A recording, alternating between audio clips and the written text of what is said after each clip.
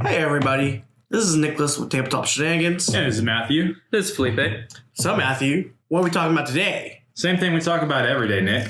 Shenanigans. Indeed. Anyways, today we want to start off with the new Tau book in the Second Awakening. The Space Communist Fish People.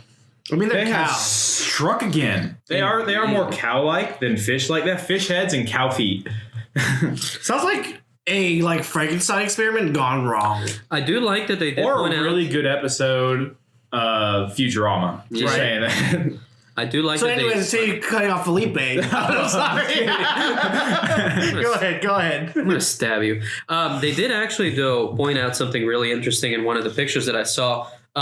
They're giving them noses. That's a thing that's happening now. The new Shadow Sun model has a nose. And really weird Every previous Tau model has no nose. Are you sure she has a nose on the model? Yeah, she has a nose on the model. Okay. I don't know about that. I'm looking it up right now. So Hold no, on. I did actually read something that people were complaining because it was either on the model or on the artwork. One or the other. One has a nose, the other one does not have a nose. That's weird. Yeah. She has a nose on the model. No, you're correct. I told you. But on the cover artwork for the book, she does not have a nose. That's kind of weird. That is really weird. Yeah.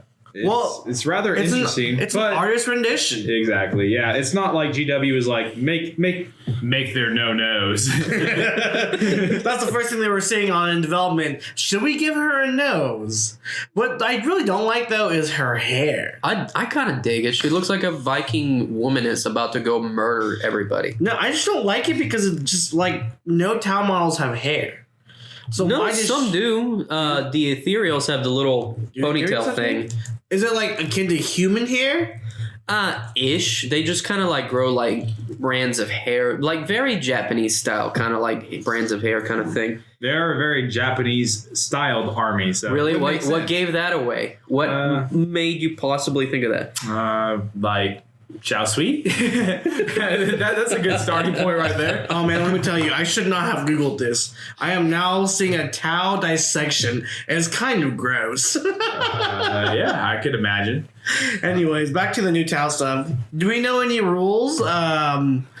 Do we know any rules for the new models or new book? So basically, what's going to happen is that kind of like similar to what's been happening with the Eldar and a couple of other things is that you can now, instead of just like sticking with the Borktan, or what is it, the Borktan, the Tau, or the other sets, you can actually make your own set. So you can actually give like rules to your army, similar to like Space Marines and mean make every your own other faction? chapter. Yeah. Well, not all of the factions have that. Some of them are just kind of like, you're just Grey Knights, period. This is true. Not every only The fleshed out ones. only or the big ones. Yeah, only the big ones, codexes that had multiple steps in them. So like the multiple steps in them. multiple steps, multiple chapters. We're a communist Tau podcast now, boys. Yes, sir. All hail the fish. Cows. Yeah. Anyways, yeah, continue. So far, they've shown two of the options that you can actually give your set. Stabilization system, which basically makes it to where any battlesuit model can move without suffering any penalties for heavy weapons. That is huge. That is pretty big. Because usually what you would have to do to be able to get that is that you would have to do the target lock, is it? Yeah, you have to pay points for target lock. Yeah, which would be like 5 to 10 points depending on the model. The bigger ones would cost more, obviously, but that is a big one. If you can give that across your entire army, that saves you a lot of points from having to do that to individual models, and that's huge on broadsides, riptides, and everything. Because Tau don't have very long range weapons. A lot of the things are 36, 24. But that's the point, though, right? That the reason why they have short range is because when they do get into range, their gunfire is devastating. Yeah. It's very rare for you to be hitting or wounding anything on anything like higher than 3 or something like that. It's very rare for infantry to be wounding Space Marines on 3. Yeah. That's insane. Yeah. The other one that they've shown off too is the Soldiers in Arm. Increase the range for the greater good ability to 9 inches for units. Ugh. That could be pretty nasty. Man. I wish my for the greater good was 9 inches. That's dumb. That's really bad. That's really bad for other players because I feel like 9 inches is a long distance to have for the greater good. It is. But, I mean, you're talking about an ability that you're hitting on sixes. So, I mean, it's not like... No, that's only that's only if you're Tau Sept you're hitting on 5. Yeah. But what are the chances of you not being Tau Sept? But you literally are picking... Yeah. Well, with this, you're picking not Tau Sept. You're building your own set. But we know how these things work. You get to pick and choose what you like from different septs and combine them. Because that's what they do in other books. Yeah, but it's not guaranteed that they're going to be able to have this as well as the Tau Sept ability. We don't know that yet. But if they do, this is a call forward. Because I'm calling it right now. They're going to be overwatching on 5s, and they're going to have +1 to hit. It's going to be crazy. I highly doubt it, because, I mean, honestly, right off the bat, I prefer the heavy weapon being able to move over the overwatch on 5s and 6s. I honestly do. Because, I mean, the greater good is already pretty good. And if you're going to be getting charged in turn 1, I mean, basically everything's going to be shooting at it. So you're just going to be overwhelming by a sheer number of shots. So I would prefer being able to move than just get, Overwatch on 5s and 6s, honestly. So those are the two, though, that we know so far. I would like to see some more of the other ones, but we'll probably have to wait 2 weeks before we actually find out the rest of the other ones. But that already opens up a lot of possibilities. I mean, right now, what were the only septs that were being used? Viorla, sometimes. Tau and Borkan. Tau and Borkan were basically the only ones. But that's how it is for most factions, some people right? Some people play like I can't pronounce it. The Saya Sept or Yeah, Sayela or something like that. The one that gives you the cover for... No, that's the one that gives you where you get a reroll, a failed hit, a failed wound roll, which is pretty nice per squad. So that's when you run out with like a bunch of single unit piranhas with fusion weapons on them, and you're rerolling one failed hit, one failed wound for each of them. Yeah, it's pretty big time for that. The next thing that we found out was they're going to be giving the ghost kills a little bit of love. Which, in my opinion, I think the ghost kill is okay, but I mean, well, I think I could see some use for it. But with this now, the ghost kill gives it like the same thing with the Space Marine models, to where you cannot deep strike within 12 inches of it. Yeah, they give you a 12-inch deep strike counter, which is pretty neat. Yeah, I really like that. Yeah, especially since they're already forward advancing. Right. So you can start them up 9 inches away from your deployment zone and then have a 12-inch buffer, which pretty much takes out any kind of turn 1 shenanigans like with scouts. So who are they fighting? They're fighting Gene Stealer Cult, which they already released something for the Gene Stealer. Yeah, they got a new Start Collecting box. That's insane. Well, yes, that's insane. I'm getting 3 of them. I'm getting 3 of them as well. Actually, I talked to Felipe about that. But you already had Gene Stealer Cult and sold them off. Why would you start again? Why are you attacking me, sir? Because I like the idea of playing just like cults. I just never got around to it. Because the problem is I was missing too many of the core units that Alex already had. So it was either give them to Alex so he could have a more fleshed out army, or buy Alex's stuff and then flesh out my army. Either way, I don't regret that decision. It helped him out a lot. It's just... I regret your decision. You totally had the choice of buying those. I don't remember. Nobody offered me then. Anyways. Gene Stealer Cults look really fun. I heard that they're getting lots of new cool stuff, which I'm sure one of you two are going to tell us. No, they haven't actually released anything. They only released one stratagem, and that's it. And it wasn't anything to write home about. What was the Gene Stealer's stratagem? It's an ability that one of the characters gets to do for 1 CP. He gets to do it twice. Oh, he gets to shoot twice? No. Yeah, the Keller Morph, right? No. By the way, that thing is broken. Can we talk about that? It's one of the... Oh, they actually... Oh, that's super important, too. Sorry to just... Hard right turn here.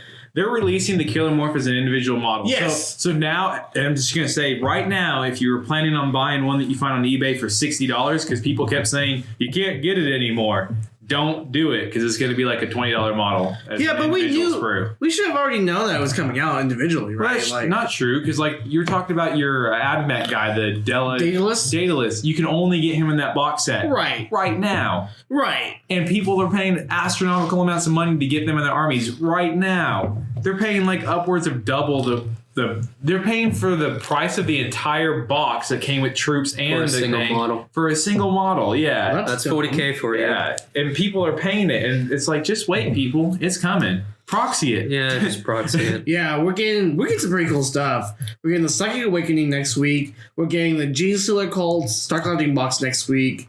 The Shadow Sun model comes out next week as well. Yeah. Pre-order next week. Pre-order. Yeah, it comes out the 15th. Yeah, this is all pre-ordered this weekend, should be. Yeah. Right. Not only that, there are rumors of a new Adeptus Satanicus game. Or someone was telling me about that. They're just re-releasing the box set and they're adding the Nemesis Warlord into there as well. Oh, that's kind of cool. That's a game I've always wanted to play. It looks pretty dope. I've watched a couple people playing it, and it does seem kind of interesting. I'm just not personally interested in buying the size of your buying Tiny Titans. Yeah. Well, you have to understand the reason why they did that was because no one wants to pay $2,000 to put an actual Titan on the field, right? Why not? Because then this is not a game that's very sellable. If the entry point is $2,000 or even a few $100, yeah, I don't think it'd be as popular. Even in APOC, like those units are just so silly, and it's not really fun. Why would you spend $1,000 for a unit that you get to bust out once a year for an APOC game? Not even that. No one plays APOC. They released all those new rules for APOC, but come on, when's the last time we ever played them? I did not like APOC, those rules. It felt weird. It felt like I bought the box section. Nobody wanted to play with me, so it's just sitting upstairs. All right, I'll tell you what, viewers. Sometime in the next few months, Matt and I are going to play a 10,000 point on 10,000 point game using that APOC box. I'm all for it. Do you even have 10K points of anything? Oh yeah. I got 4,000 points of Krieg, 3,000 points of Admech, and then 2,000 points of Iron Hands and Grey Knights. I could put together this hodgepodge list. So Imperium versus Imperium. It's a training battle. But Grey Knights are there, so they're just going to kill everyone after the training battle. Sounds fair. Sounds fair. So back to the Tau thing. One really cool thing, though, is that the Crisis battle suits got this really sweet stratagem to basically, for 2 CP, before a Crisis suit squad gets to shoot, they'll shoot at whatever that unit is with 5 marker lights, which is a huge bonus. So they'll get, with 5 marker lights, you'll get to reroll ones, you get to ignore cover, you get a +1 to hit. Anything else? Yeah, Seeker Missiles hit on ballistic skill. Oh, yeah. So Crisis Suit spam might actually be very viable, because I love the Crisis Suit model. And now with the point drop and the stratagem, they could be very fun to play with. I would consider running like a squad of 6 with missile launchers and just hop it around the table for 2 CP and just be hitting on 3s, rerolling 1s with upwards of, something like 36 shots of strength 7 missiles, D3 damage apiece. Seems pretty legit to me. Or that, or the fusion blasters, strength 8. Fusion blasters just have to be danger close. Yeah. And if I see 6 Crisis Suits rolling at me with 2 fusion or 3 fusion apiece, I don't plan on letting them live long enough to touch me. That's just the way that works. No, isn't it the range of 18? Yeah, but 18 inches is danger close. Deep strike them near anything, you could probably melt it. This is true. Are you talking about the Cold Steel Commanders? No. What are you guys talking about? We're talking about Cold Star, but we're just talking about regular Crisis Suits. They have a new stratagem. What's the difference between the Crisis Suit and the Cold Stars? Don't they both move like 40 inches? No. Crisis Suits have an 8-inch movement. Crisis Suits are like the tiny. Oh. Like the Stealth Suits, kind of. No, they're bigger than that. Oh, okay. But smaller than the Commander Suits. So they're in between the Stealth Suits and the Commander Suits? So yeah, Suit, Stealth Suit, Crisis Suit, Commander, Ghost Kill. I love how your hand went up like barely an inch, as if I was supposed to like differentiate between 5 inches and 6 inches. Like, all right, dude. Didn't you used to have Tau?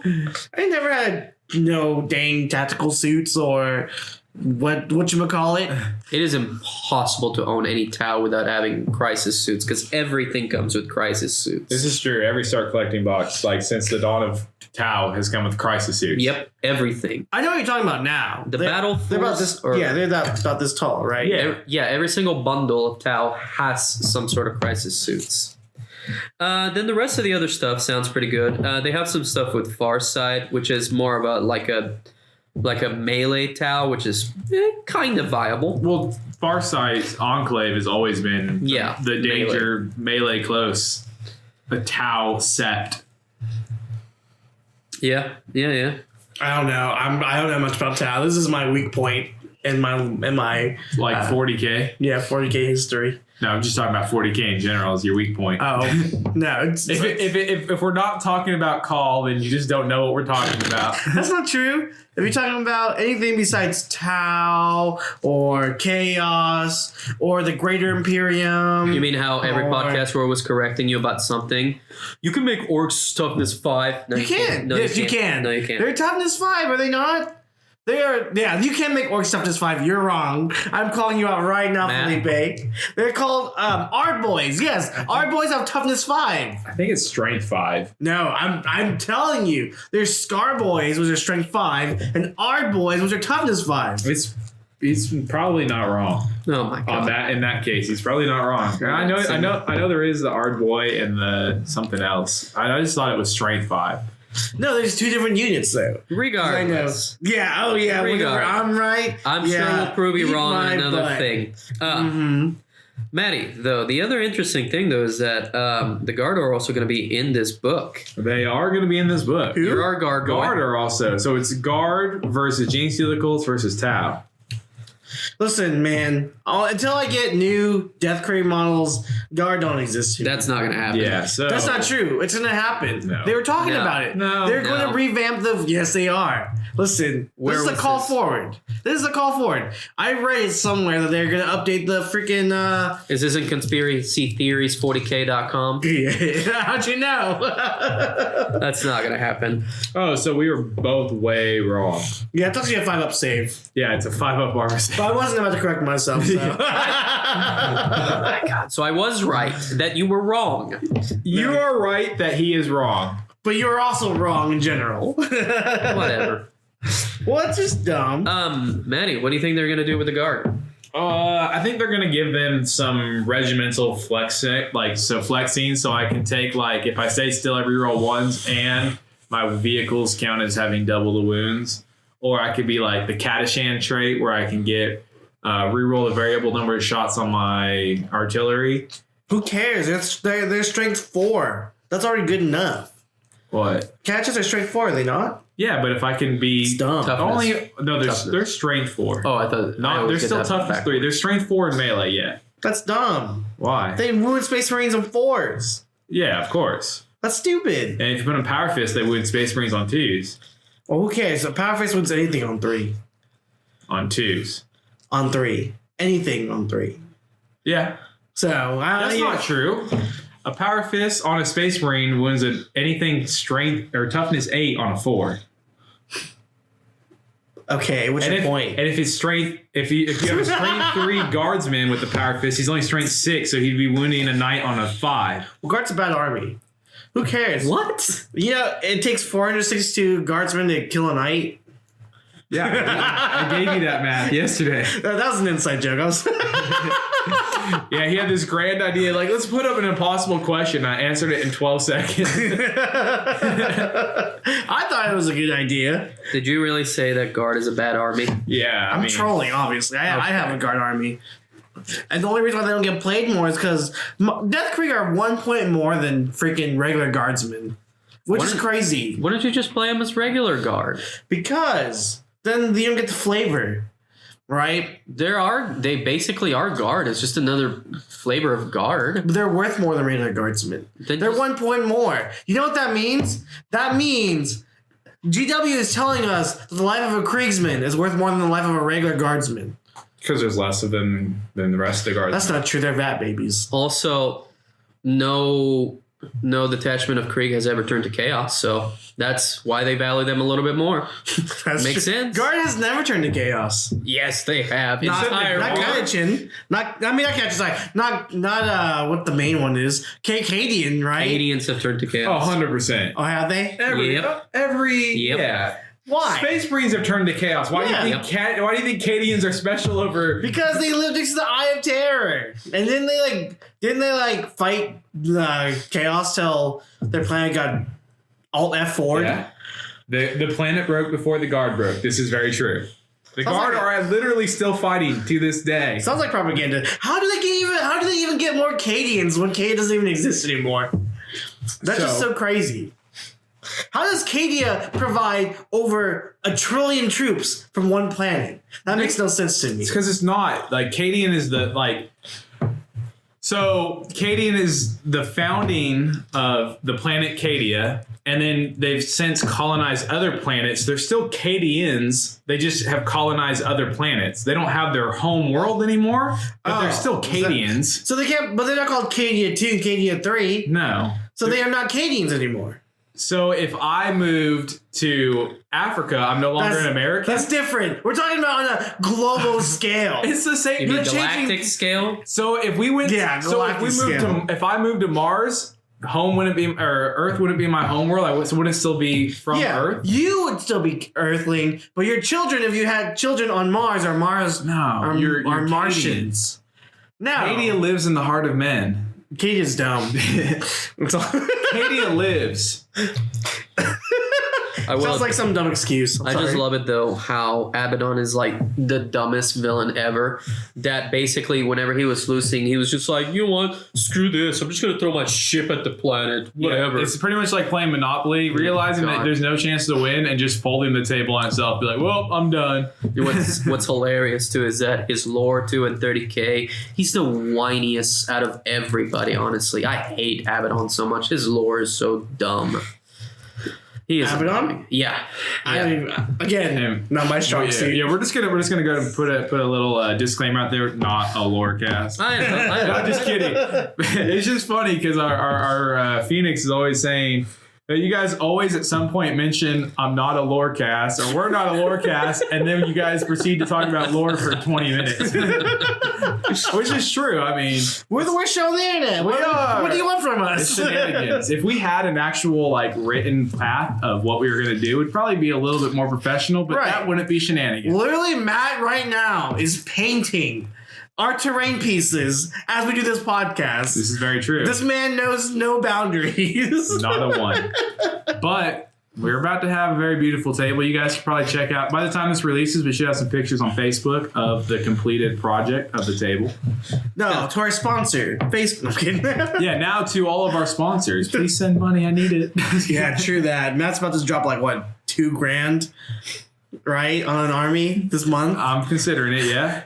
God, if Hannah ever listens to this podcast, I'm dead. You're just done. Yeah. I will be moving in with one of y'all. So y'all decide who.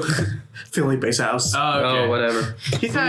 I'm taking your Warhammer room. No, that's my Warhammer room. That's my hobby room. You can't crash there. Anyways, back to the important subject at hand. What were you saying about Abaddon before we again cut you off for the 10th time this podcast? That he sucks. That's kind of rude. Remember when he got this new cool model and everyone was like, oh man, look at Abaddon, he's so cool, he looks like Giamin. And then no one ever played him after the first game they played with him? You still do see quite a lot of Black Legion players with Abaddon specifically. He's still a pretty good character. His sword gets an additional bunch of attacks and everything. He could cut through a horde really easily. Have you met Giamin though? And he also lets everybody reroll failed hit rolls, which is awesome. Or not all failed hit, all hit rolls, which is awesome. Ew. You guys are still just rerolling failed hit rolls? Yeah. Ugh. Oh man. Have you tried rerolling all hit rolls? That's what Space Marines are now being able to do. It's really funny that he mentions that because Call only does that in the shooting phase. It doesn't help in the charge phase. No, it does. It does. No, it does. Can you do it in Overwatch? Yes, you can. Yes, you can. I promise you can. I am willing to bet. What are you willing to bet? Airtime on this podcast. Airtime for what? That I'm right. So what am I going to do with my airtime when I win? Whatever I want. You just get 10 seconds of silence from me. That's hey, Matt, how many times have you called out Nick on being absolutely wrong on rules on his own army? At least 7 dozen times. Oh, lovely. I'm telling you, man. You can. I'm like 90% positive that Call's ability says in the shooting phase, reroll all failed or all hit rolls. Like, yep, it literally does. says you can reroll any hit rolls in the shooting phase for friendly Mars unit within 6 inches. So yeah, you can't do that in Overwatch. It doesn't matter. I've never been Overwatch before. I've literally played against you in games where you're rerolling all hit rolls in Overwatch. Hey, I think you're just salty that I took down Gimmin with a melta gun. I'm just saying, anybody that's listening to this that's played against this man in an event or a tournament and he failed all of his hit rolls in the Overwatch phase, I apologize for you right now. No, listen.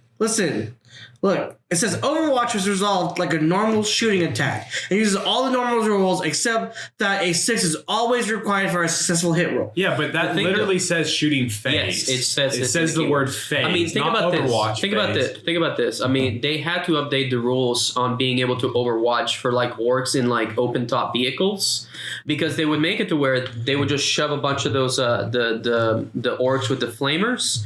And then whenever you would charge that vehicle, they would get to shoot out with those flamers, and they had to FAQ that to say you can't Overwatch or they can't Overwatch out of that vehicle during. Well, that's because they're not on the board. That's different.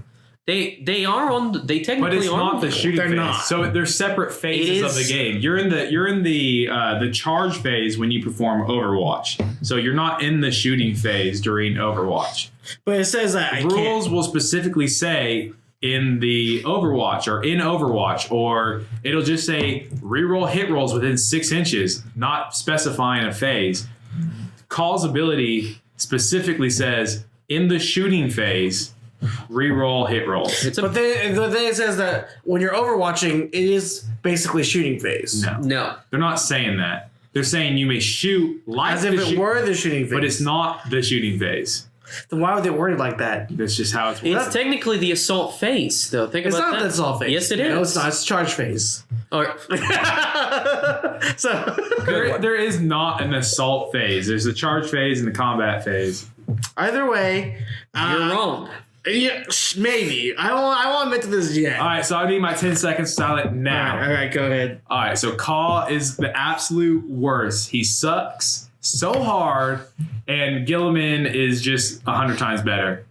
Nick, if you disagree, say something right now. 3, 2, 1. It's already been 10 seconds. Oh,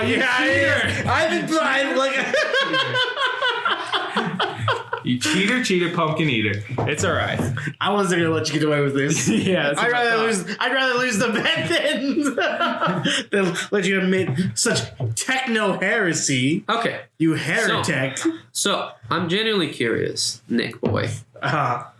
What makes AdMech so good? I'm gonna give you the floor on this one. I want to hear like your actual opinions. You have the floor. Okay, so the reason why I love AdMech, believe it or not, is just the antiquity of their models. The way that their models look really cool. And I know everyone likes to poop on them because their models look dumb, but they've been very consistent on how they look. They look like something from the 50s or 60s even. Like even with the new models, like they're very reminiscent of like the 50s when we had cowboy movies, and the flyers are very reminiscent of those times as well. So it's the whole aesthetic of the AdMech that I really like. It just so happens that I also plan to play them competitively. I would really agree with you right up until they released the Scorpius ugly looking boat. I agree, but even then, it's still a product of the 50s, right? Okay, but right up until that point, like Rangers, they look awesome. The Vanguard, they look really cool. I love the whole, like, the Dusters and the big, long rifles.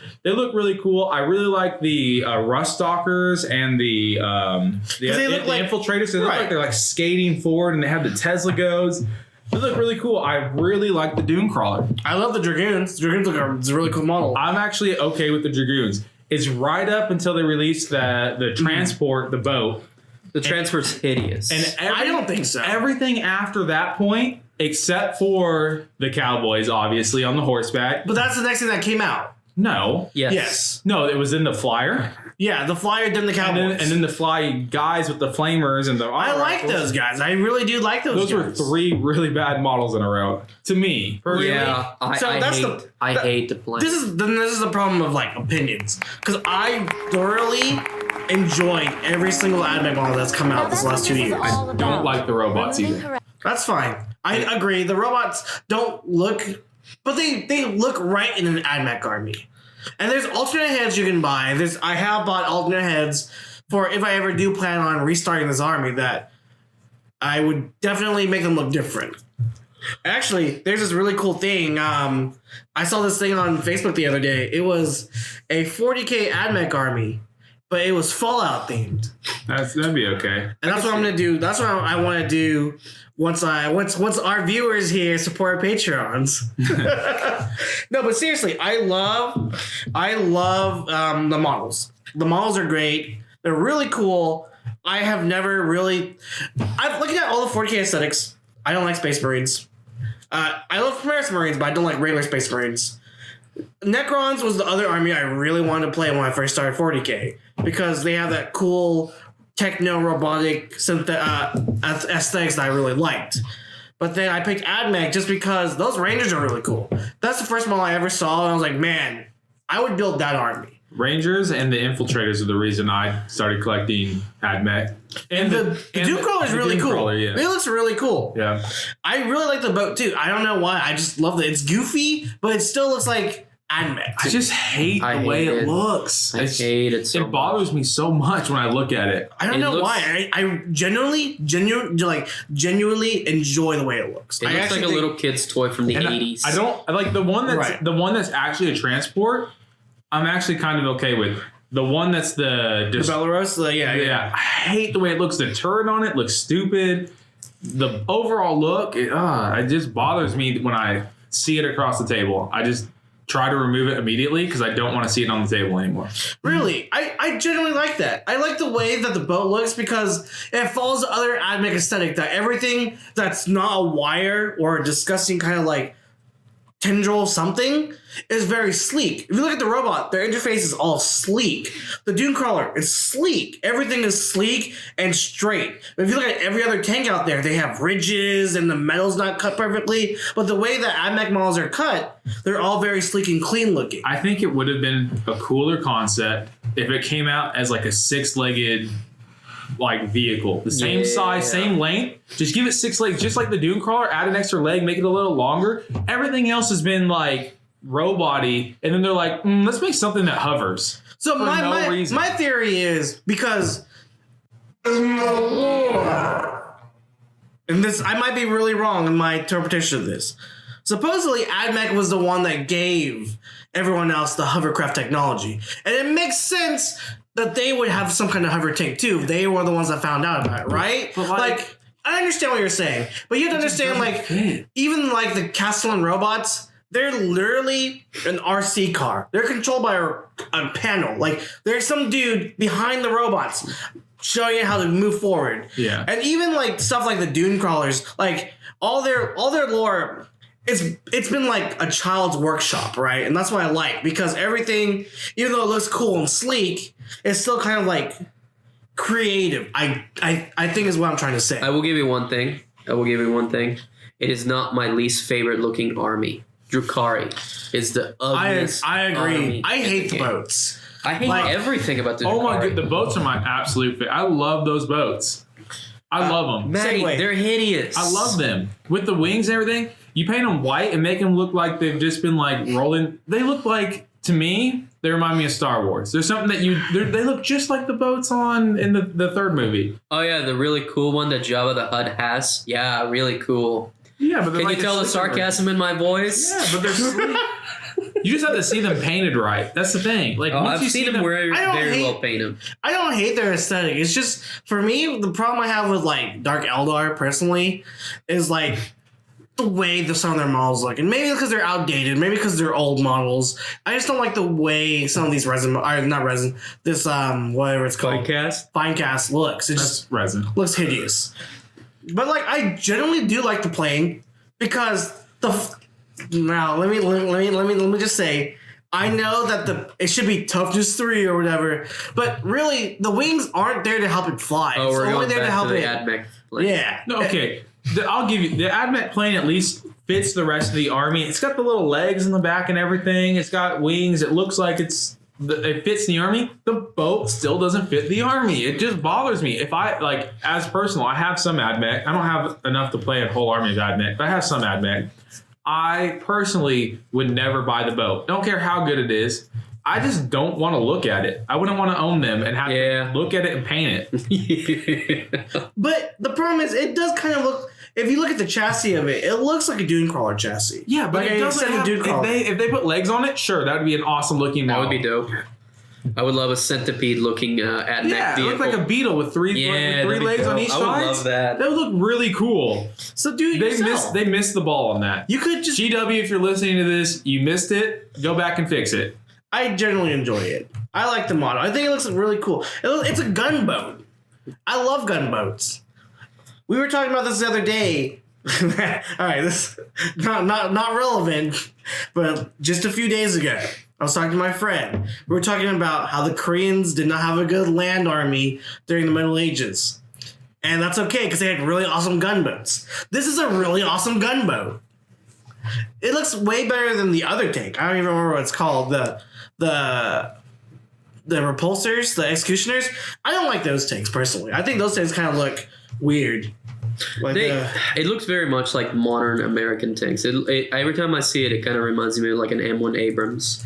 But you know which army though I think has some of the gorgeous looking models are the Adeptus Custodes. Yes, I agree. I love their dreadnoughts. If they weren't such a point sink, yeah, if they weren't like so crazy expensive, like points wise, I would love to play Custodes. Look at the point cost on the Palace attack tank. Not the it's 100 points. It's 100 smaller points. one. It's like 90 points. It's like 100 points. Yeah, it's cheap. It's about one of the cheapest things, but it's got such strong weapons for me. 90 points. Plus, it has like a 14 or a 16-inch movement. All right, hold on. They nerfed it a little bit, and it's still viable. Hold on. I don't think this one's up to date, but just to wedge real quick. It is confirmed that Call can reroll shots in Overwatch. Because I just asked the Lord Marshal group chat, and they literally said you can do that. Is there an FAQ from GW? Okay, but you can't. But now you go to the tournament from GW? You can't stop me from. Is there an FAQ from GW? All right, but keep searching. Until then, let's go back to it. No. I still think I'm right. I think I'm right. I think I'm super right. Whatever. Either way, let's talk about Custodes. We have never talked about Custodes on this podcast. I love Custodes. I absolutely love the aesthetics of the Custodes. Like, especially whenever like they either paint them with either the silver and the black or the black and the purple. It's such a gorgeous looking models and everything. And I love the fact that you just have to paint 40 models and you're done. The problem I have with Custodes is that you look at the Custodian jet bike and you see how good it is. You look at the various bike squads and see, wow, those are really good and they're really good for their points. Then you look at the rest of the army, it's like, man, 3 guys cost me 300 points. I get they're really good. I get that even their infantry is really strong. But points-wise, man, it just feels bad paying 100 models per infantry model. 59... Right, 60 points, right? Almost. Like 59 points with the storm shields. So you could feel... Without the storm shields, essentially a squad is 150 points. Or they're right around 50 points, like 53 points with the storm shield. But they're right around 150 points for a squad of 3 guys with a 5-up toughness, 3 wounds apiece, and a 3-up invulnerable. But they're so slow. I think it's 6-inch movement. Yeah, 6-inch movement. You spend the first turn or 2 advancing across the table, just protecting your characters, and they're -1 to hit because you brought a banner behind them. They're really viable on the table. They're not something that you just point and delete. I think it's not an easy army to play. It's definitely not an easy army to play because you got a low model count. They're tough, yeah, but there's easy ways to get around tough models. But there's so many ways to play with them where you get like all these shenanigans again. Like when you have the relic, you just spend the first 2 turn or the first turn advancing to the middle of the table. And then for, I think it's 2 or 3 CP, your deep strikers can come in within 3 inches or within 6 inches of the banner, within just outside of 3 inches of enemy models. So if you find a way that you can slingshot your banner into a position turn 1, turn 2, you can have your entire army in melee range turn 2. I would not want to have Custodes in melee range. Those things are nasty. Disgusting. Really nasty. You're talking about bringing like 8 Castellan axes into melee range with 3+ attacks each. Turn 2, strength 8 weapons, AP -2, damage D3. Too bad they don't get the Space Marine +1 attack on the charge. That'd be even nastier too. Oh, that would be beyond broken at that point. I don't know if they'd be beyond broken, but they would be 4 attacks per model. Yes, that's a little scary. Yeah, it'd get pretty nasty pretty quick. But yeah, I mean the bikes are just disgusting. Yeah, the bikes are nasty. Lances are. Their spears are really cool looking too. That's what I really like is their weapon loadouts. The axe is really cool. The spears, the glaives are really cool. Like just everything about the army just radiates cool. Yeah, the dreadnoughts are so dope. I love their dreadnoughts. Even the Gravis tanks, I really like how those models look. They do. They look awesome. They're really neat looking models. Does anybody ever use a Land Raider with Custodes? That sounds Never like seen it. I've never seen regular people take Land Raiders, like regular Space Marines. I think Alex is the only person I've seen in the last year take a Land Raider. Black Templars do have that pretty cool stratagem with Land Raiders. So as long as you can make that thing survive, it can pay for itself. I guess so, but the problem is it can't survive, especially with no invuln saves and everything runs around with AP4 weapons now. Like you just can't. Last cannons just decimate those things. Even AP3 is good enough to really get through it. Like a 6-up save is really hard to save against. Yeah. So I don't know. Land Raiders, to make them more efficient, I think they should have a stratagem that lets you move them twice in a turn, or give them like some kind of save or penalty for shooting them to make them viable again. Yeah, 10 inches is just not enough. I mean, don't rhinos, can't they go like 12 inches? I don't know. I've never played with a rhino. Matt? I think rhinos is 12 inches. It is a 12-inch movement, yeah. Yeah. And you can still pop smoke after you advance, which is really nice. Yeah. So you can move to 18 inches with a rhino and pop smoke, which is what you do with it. And then turn 2, have them come out 3 inches, move 6, and then charge. So, I mean, you get a pretty decent threat range with just a rhino for 70, I think it's about 70 points or somewhere right around there. I did play a game recently where I tested out I've never used rhinos with Death Guard, but it came in really efficiently. Like just toss in a bunch of Plague Marines and the rhinos, just make them run all the way across the board, unload them, and then just get them into melee range. Because at toughness 5, it's hard to get them. It's hard to kill them. With a toughness 5, regular 3-up save, 2 if they're in cover, and then disgustingly resilient, they're an annoying thing to try to get rid of. Like I love playing Death Guard. For sure. I really want some new rules for Death Guard. We need more anti-vehicle, anti-big things. Because Death Guard is hard to play without Forge World models. You have to just rely on what you got. You're literally relying on you trying to slug across the board to get there. And understandably, it's hard. Yeah.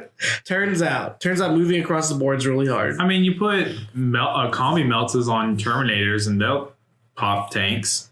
They can, but at 4-inch movement, just run away from them. Yeah, if they come down within 9, they're all within range to shoot. Like, I'm guaranteed most likely that I can usually kill, like, one vehicle if I can get them, or if I drop them close enough to them.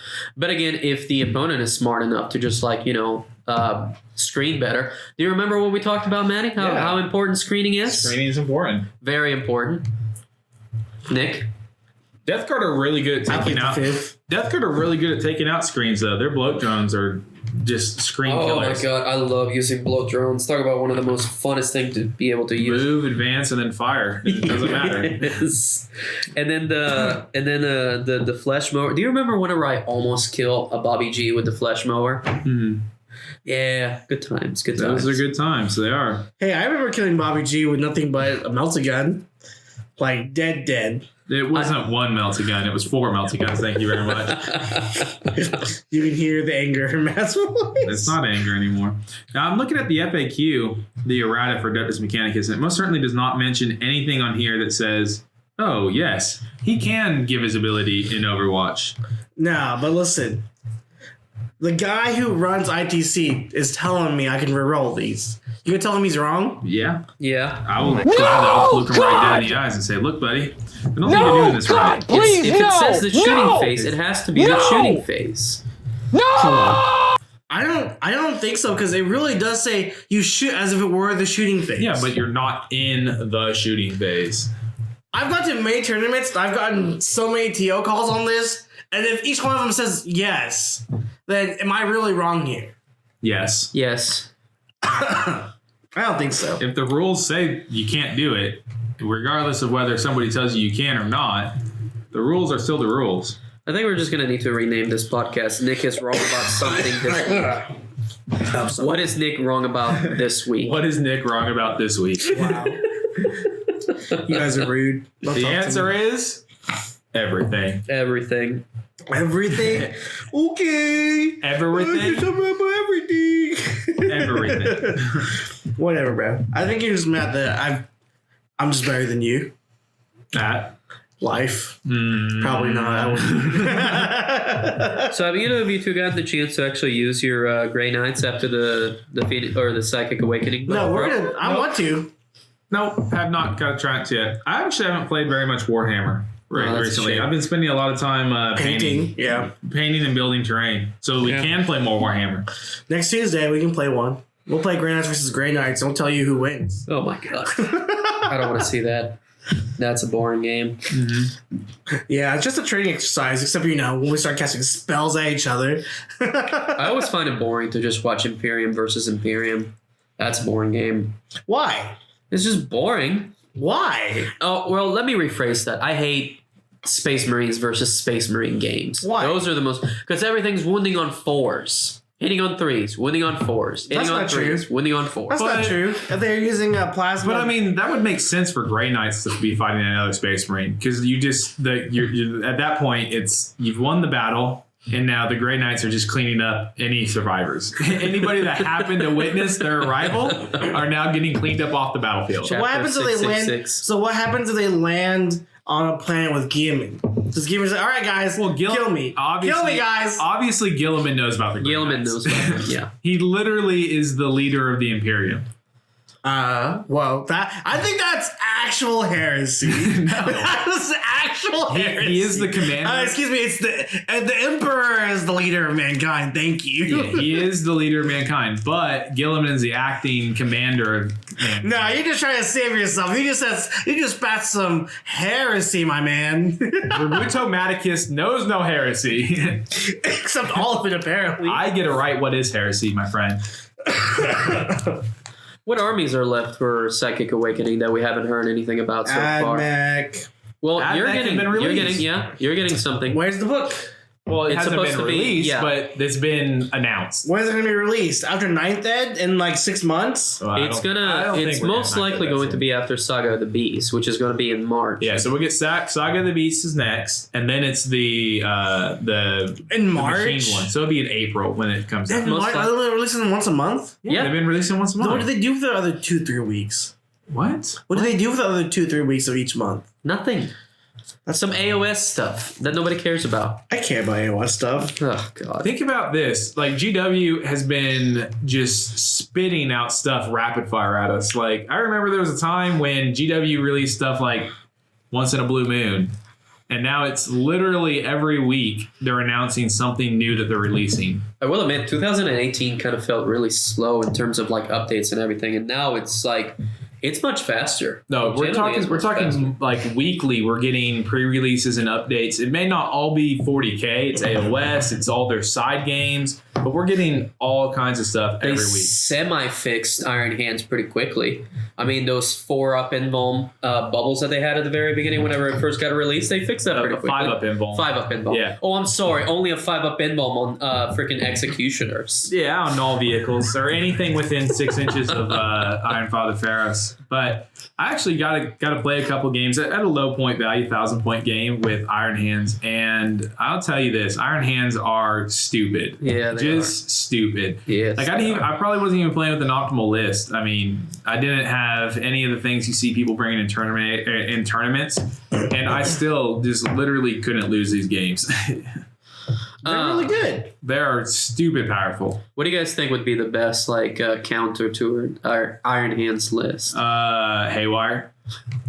I actually, because I saw some of the lists that they were running in the tournaments, and it was like one Leviathan that they made, so it was getting like a 4-up invuln and reducing damage, and then reducing damage by 1, and then you half it, which is or half it, and then you reduce it by 1, which is crazy. I mean, that's like you take 6 damage like from a las cannon, but you only actually take 2 damage. But you know what doesn't matter for that? If I hit you with 27 mortal wounds. Hey, we have a 5-up involved in mortal wounds. No, you don't. You have a 6-up feel no pain to mortal wounds. And only mortal wounds. Yeah, but if I do double your mortal wounds, there's no way you're gonna make over half of 6-up saves. Isn't it like a 16% I'd like chance? for you to see. Yeah, it's a 16% chance that you'll make it. So no, you're not. Yeah, it's how do you do 27 mortal wounds with haywire blasters? Because for each haywire cannon does D6 shots, and there's 6 of them per squad of 3, and I bring 3 squads of 6. They have a 24-inch range, so they pretty much, and a 14-inch movement, so they can reach out and touch anything turn 1, or 16-inch movement. A pretty good orc. Plus, they can advance, and they auto-advance just a flat 6, so they have a 22-inch movement, 24-inch range guns, and no penalty for moving and shooting. A really good orc player or a really good demon player would also probably be a good threat against Iron Hands. Yeah, demons would be pretty powerful. Yeah. Because you can shut down vehicles really fast. The problem with the Iron Hands list is it brings lots of las cannons. The only thing that it really brings as anti-infantry is like a 1 or 2 Thunderfire cannons, which do a maximum of 12 shots. And then the double Storm Cannon on the Leviathan, which is 20 shots per turn. They're also bringing the freaking planes. The planes have 20 shots apiece. If you look at all the top lists, they had no planes in them. There was all Chaplain Dreadnoughts with las cannons, 1 Leviathan. Look at the top dude from the Las Vegas Open. I don't think he had a single plane in his list. The top 3 lists, all the lists that topped at the Las Vegas Open were all Chaplain Dreadnoughts, 1 Leviathan. What do you think of those? Chaplain Dreadnoughts? Oh, dear. Well, you got to make them. What is it that makes a Chaplain Dreadnought so good with the Iron Hands? It's a character, you can't target it. Just them in general are really good. Well, it's just the fact is you put them with the las cannon and you sit them in the back and you can't target them. The only thing your only real viable target is the Leviathan Dreadnought that's halving all damage and then reducing it by 1. Toughness 8, 2-up save. Yeah. 4-up invuln, yeah. And a 6-up feel. 6-up feel no pain on top of all of that too. So you're taking from a maximum las cannon damage, you're taking 2 damage, and then you have like you said, a 16% chance on those dice to ignore it.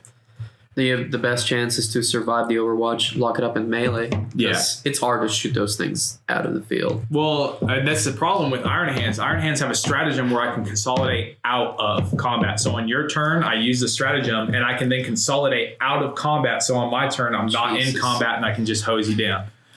Good Lord. That's what I'm saying. Iron Hands are like in a stupid place right now. Plus, in Overwatch for 2 CP, I can make it so I Overwatch on 4s, rerolling everything. Oh yeah, you got better Overwatch than Tau. Yeah, you have Tau stepped Overwatch. You Overwatch on 5s, and then with a stratagem, you can Overwatch on 4s with 20 shots at strength 7, AP -2 damage 2, or AP -3 damage 2. It's crazy. That's ridiculous. Do you run Primaris Marines, or do you strictly stick with They run all Primaris Marines with the heavy weapons. That's what I kind of figured. Yeah, because no penalty. AP -3 damage 2. And you also have Soccer's AP2 naturally? Yeah. Oh, nice. Yeah. Yeah, so they're AP -3, no penalty for moving and shooting. They're a longer range, and they do a flat 2 damage.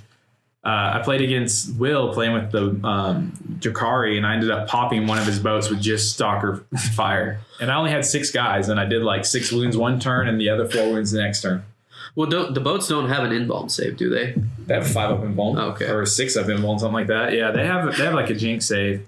This whole army has invulns. All the Eldar have invulns, really. This is kind of an Eldari thing. So then how do you kill Iron Hands? Haywire, mortal wounds, just overwhelming numbers. Yeah. Don't target the Leviathan. Kill everything else. Get it in melee. I don't. There's ways to kill it. Bubble wrap it so it can't back away or consolidate out of combat. The thing about the Leviathan with the double storm cannon is it only has 4 attacks. So if you can bubble wrap it with a big enough unit. Orcs or demons. Yeah, if you can bubble wrap it with a big enough unit, it's pretty much locked. Yeah, that thing is poopy in melee. Because, I mean, unless you give it like melee weapons, but of course you're not going to run a Leviathan with melee weapons. Yeah, it seems kind of wasteful at that point. I mean, it's fun in a fluffy game to like give it the melee weapons. And have it charge across the field and chomp everything up. What's the stats on it? The melee weapon? Yeah. You can give it. I think you can give That's it. not bad. We don't know. It's a claw. It's a claw. It's a I think it's like a dreadnought times 2. Yeah, it's like a times 2 weapon. Well, all dreadnought weapons are always times 2. So it's times 2. It's AP what minus flags? AP minus 3, and then it's either going to be a flat 3 damage or a D6 damage, just depending on the weapon. Or a flat 6 if you're lucky. No. The only thing that gets flat 6 damage are knights. That's not true. You could give it the Siege Claw. That's a Titanic. It's not a Titanic unit. Same thing. No, you said knights. You were specific. Okay. The Siege Claw is a Give him the 6 damage. No, he doesn't. So you said the sword does 6 damage. You swipe. No, it's like a flat. It's a flat 3, I think. 3 damage, but on 6s the wound, it also does D3 mortal wounds on top of that. Yeah, don't get into melee with Bobby G. Yeah, he can literally hose down a whole squad if you roll hot enough.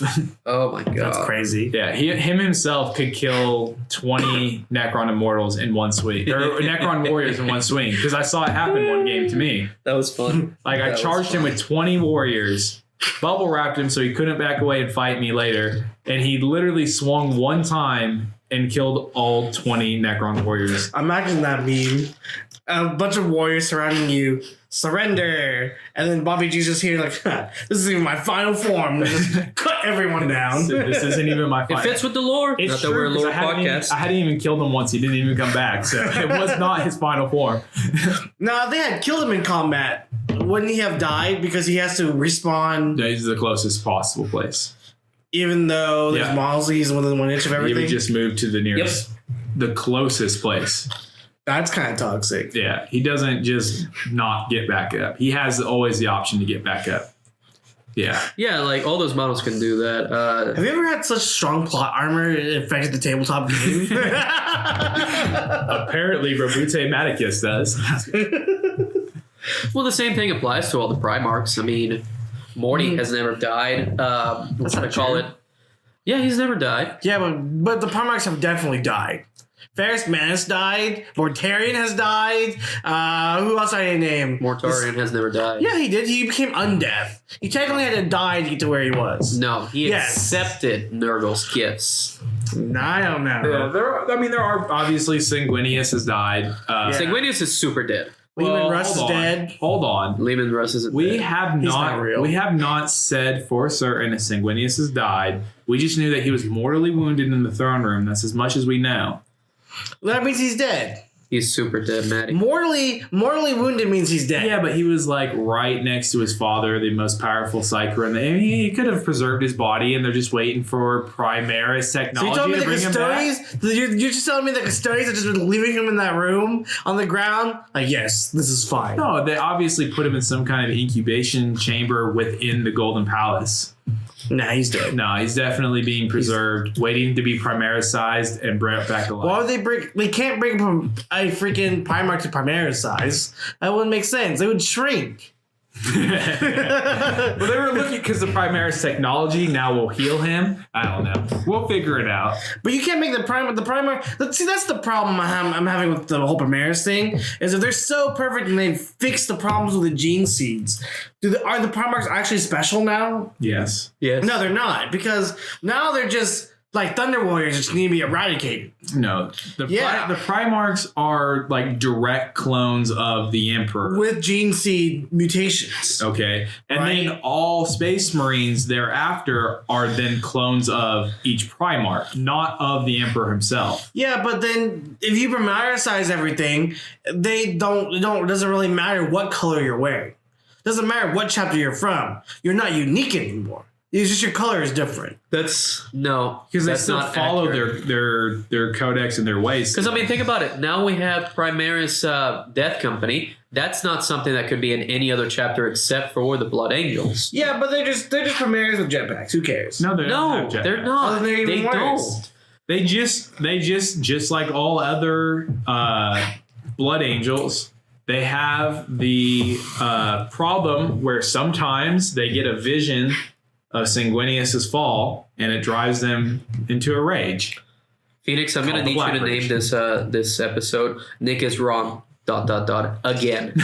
Wow, that's rude. We could have just texted him then. Yeah. He's making a point. I get it. I understand. When you have haters like Felipe, it's all right. It's all haters. Good. Speaking of Primaris, though, when are we going to get those Primaris bikers? Because that'd be cool. Never. Oh, just kidding. Someone saw it in the background of something. Yeah, I know. That's what I'm saying. Like, listen, they're right around the block. Let us be known. If we get Primaris bikers, I am going deep into white scars. All right, 100%. Okay, I am going to go white scars. Can you stop painting that army so I don't have to paint over it then? I'm not selling my Iron Hands. Okay. I'm going to keep them on the shelf. All right. Next to my everything else. All right. Well, anyways, that's all the time we have for today. Thank you so much for coming out and listening to us. This has been Tabletop Shenanigans. If you like us, please follow us on Facebook, Twitter, and Instagram. Also, if you would like to support us, you can follow our Patreon and donate there at patreon.com/the-tabletop-shenanigans. The tabletop-shenanigans.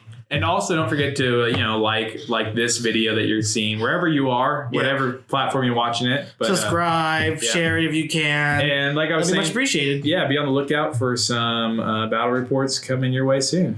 All right, this has been Nicholas.